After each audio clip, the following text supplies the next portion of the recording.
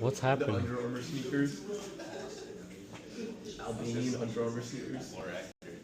Why is this belt so high up? Okay, why is there so much build up to this? Dude, the climax is like. There's a comment down there with a really small that shit. And then He stole the chroma. He pressed it for him. alright, Gert? Albania.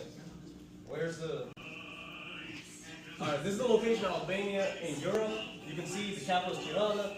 And then Durrës is the other main city, it's a port city. And these two cities are significant in Albania's economy. You can see where it is in Europe. And then now you can see the basic history of Albania. I'm not going to go into it because I don't have time. More history. This is King Zog. He was the king of Albania until like the 1930s when the fascist Italians invaded Albania.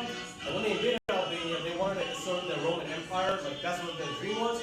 And the Albanian people decided we're not going to have any of that. So what did they do? They resisted the fascist takeover.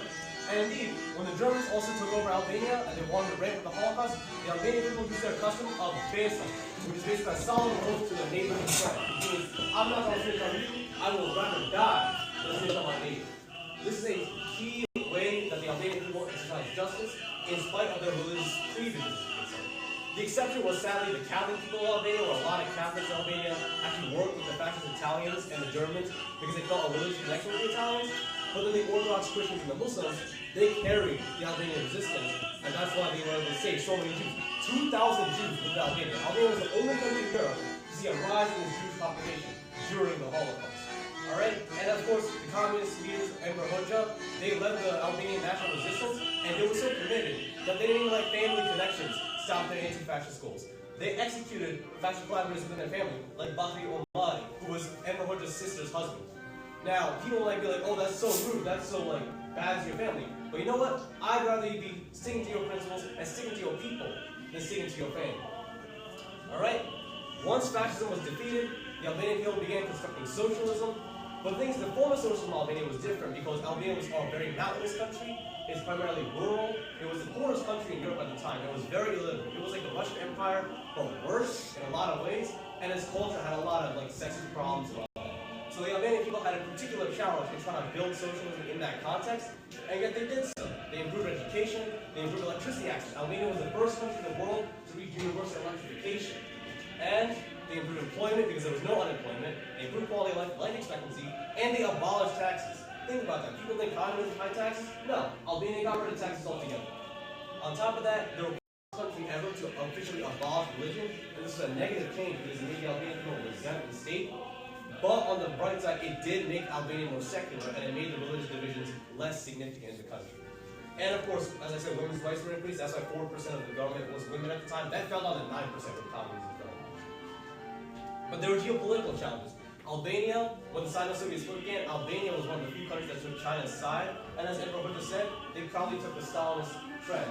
When the Soviet Union betrayed Stalin, they betrayed the Soviet people, and they took on different, more capitalistic routes in the 1960s. As a result of that, though, the Soviet Union began its aggression towards Albania, which I'll show you on the next slide. But Albania stood strong. It even started arming its people. It improved gun rights for its Albanian people to defend their country against foreign invasion, be it from the west or from the east. However, at the same time, I will say because of this geopolitical isolation, Albania had to make the harsh decision that it did. It had to increase state surveillance. It had to reduce foreign travel to the bare minimum.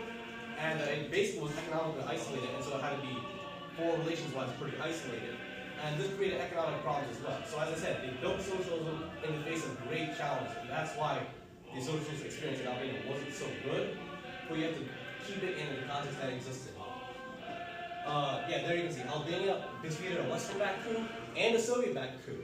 And in spite of all the difficulties, their life expectancy increased that much. That's economic data.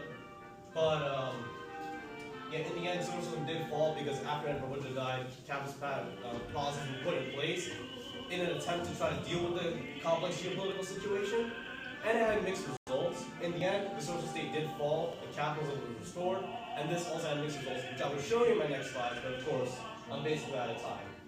So thank you for listening.